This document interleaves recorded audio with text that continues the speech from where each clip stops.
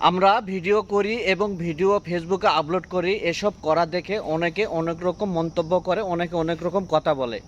অনেকে বলতেছে যে অমুক একটা কন্টেন্ট ক্রিয়েটর প্রতি মাসে 5 লাখ 7 লাখ 10 লাখ টাকা ইনকাম করে, তোরা কি করস? আসলে ওরা যে 5 লাখ 7 লাখ টাকা ইনকাম করে একবারও তো আপনি ভাবে দেখলেন না, চিন্তা করলেন না তারা কতদিন ধরে এই ফেসবুক প্ল্যাটফর্মে কাজ করে এবং তাদের ফ্যান ফলোয়ার কত হচ্ছে। এক একজনের 5 লাখ 7 লাখ মিলিয়ন ফলোয়ার হয়ে গেছে। তো আমরা সবেমাত্র শুরু করছি। তো এইরকম ধরনের কথাবার্তারা যারা নতুন কন্টেন্ট ক্রিয়েটর, যারা নতুন কাজ শুরু করছেন, তাদেরকে কিন্তু অনেকেই বলবে। তো তাদের কথায় কখনো কান দিবে না, তাদের কথায় কখনো মন খারাপ করবেন না। যেমন আমাদেরকেও অনেকেই বলে, আমরা কিন্তু তাদের কথা কোনো সময় কানে ধরি না এবং মনে নেই না, আমরা আমাদের মতো কাজ করে যাই। তো এইভাবেই সবাই সবাইকে এইভাবে সহযোগিতা করতে হবে, সবার পাশে থাকতে হবে, মনোযোগ সহকারে আপনার ফেসবুক প্ল্যাটফর্মে কাজ করতে হবে।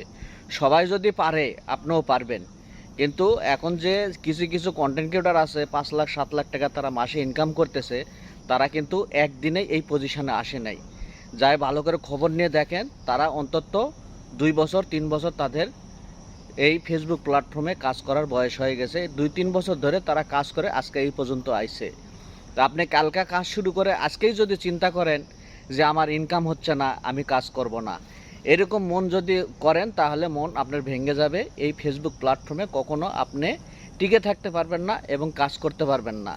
তো ফেসবুক প্ল্যাটফর্মে আপনি যদি ইনকাম করার আশায় আসে থাকেন, অবশ্যই আপনাকে আগে চিন্তা করতে হবে আমার ফেসবুক প্ল্যাটফর্মে টিকে থাকতে হবে।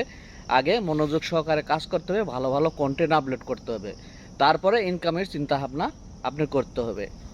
আপনি যদি এখানে টিকে থাকতে পারেন, অবশ্যই ইনশাআল্লাহ একদিন না একদিন আপনি সফলতা অর্জন করতে পারবেন এবং আপনি ইনকাম করতে পারবেন।